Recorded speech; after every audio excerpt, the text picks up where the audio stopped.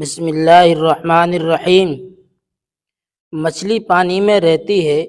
خدا نے اس کا جسم پتلا اور چپٹا بنایا ہے اس لیے کہ تیرنے میں آسانی ہو۔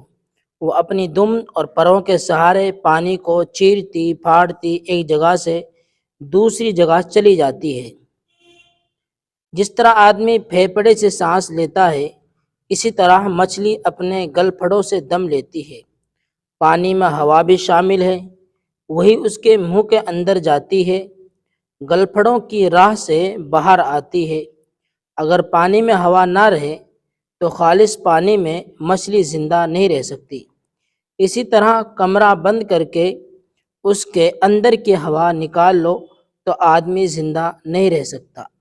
مچھلی انڈے سے پیدا ہوتی ہے اور ایک مچھلی کئی لاکھ انڈے دیتی ہے۔ جب انڈے دینے کا وقت آتا ہے تو مناسب جگہ کی تلاش